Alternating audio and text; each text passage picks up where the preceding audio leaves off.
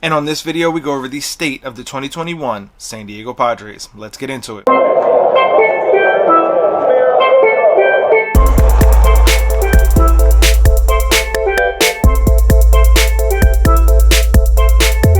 What's going on, Ledger Nation? Jeremy Laracuente here for the Baseball Banter Broadcast on the Laracuente Ledger Network. And as I said in the open, today we will be discussing the state of the 2021 San Diego Padres. But before we get into it, make sure if you haven't already done so, you smash that subscribe button down below, as we will be continuing and finishing off our States of the MLB franchise series tomorrow with the world champion Los Angeles Dodgers. So you want to make sure you don't miss that. And the way you do that is by hitting that subscribe button and that bell so you're notified each and every time. So now we look at the San Diego Padres and their 2021 outlook, and we have to begin with, to me, the biggest move that they made this offseason, and that was the extension to Fernando Tatis Jr. Fernando's now going to be in sunny San Diego, presumably for the next 14 seasons, basically making him a career San Diego Padre. To me, this is good and bad for Major League Baseball. It's good because you now have franchises that weren't necessarily the big markets, big spenders, the New Yorks, the LAs of the world. You now have sunny San Diego hosting and playing home to one of the most dynamic superstars in Major League Baseball. But by the same token, the fact is that it is not a big market. And a lot of the time, the bigger markets will overshadow some of these smaller market teams, even when they have the dynamic talent that they do. Just look at Mike Trout, for example. The Los Angeles Angels have not been able to make the postseason, so the game's best player has not been featured. And I worry that this is going to be something similar that happens in San Diego.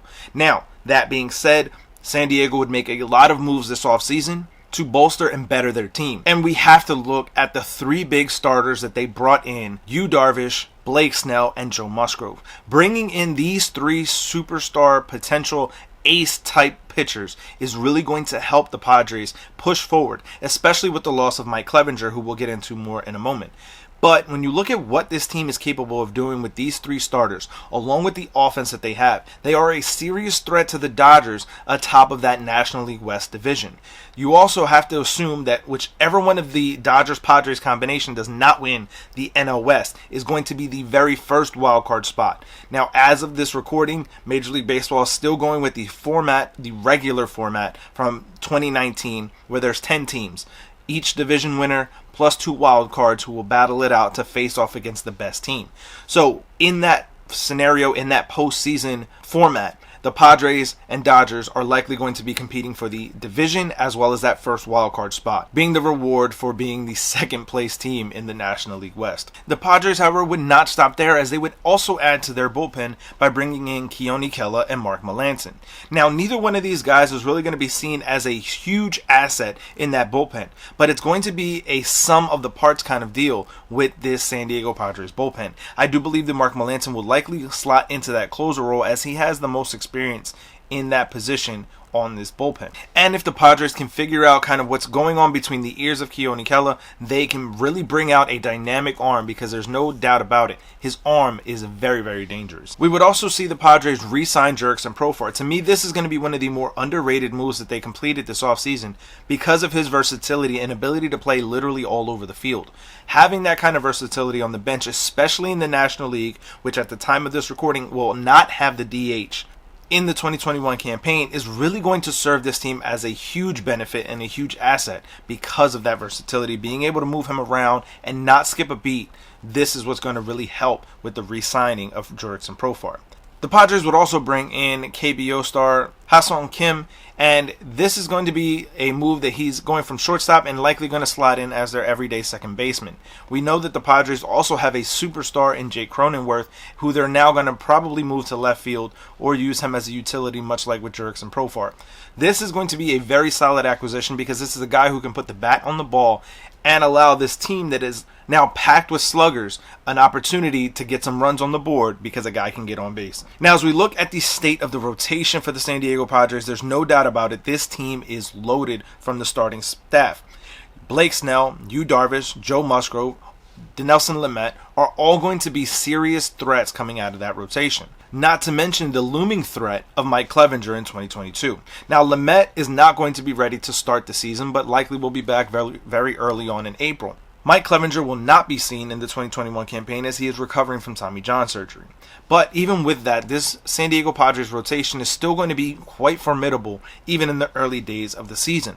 As the season progresses, you know that they're going to be aggressive on the market to try to get any reinforcements that they absolutely need going into a postseason run in 2021. Now, as we jump into the state of the bullpen, as I mentioned earlier with Melanson and Keone Kela, this is going to be a bullpen that is not going to have a whole lot of huge names attached to it, but they're going to be able to lock down anything that the Padres put up offensively, and they're going to be able to give this team an opportunity to win each and every time they come into the ball game. Now, as we look at the state of the offense here for the San Diego Padres, this is where this team really shines. Fernando Tatis Jr., Manny Machado, Eric Hosmer, Will Myers, Jake Cronenworth, the list goes on with this team. They're dynamic up and down that lineup and really going to pose a threat to the Dodgers for that NL West division.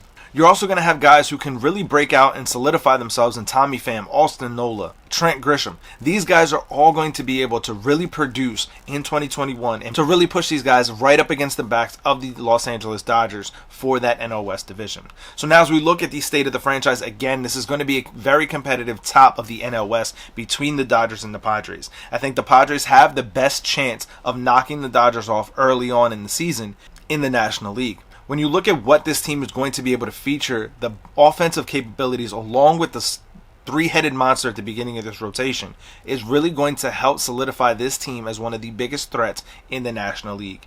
Then you factor in the absolute face of Major League Baseball that is Fernando Tatis Jr., the cover star for MLB 21 The Show, and you have the makings of a Cinderella story down in sunny San Diego. But I want to hear from you guys. Let me know your feelings, your thoughts on the San Diego Padres. Will they be able to dethrone the reigning, defending World Series champion Dodgers?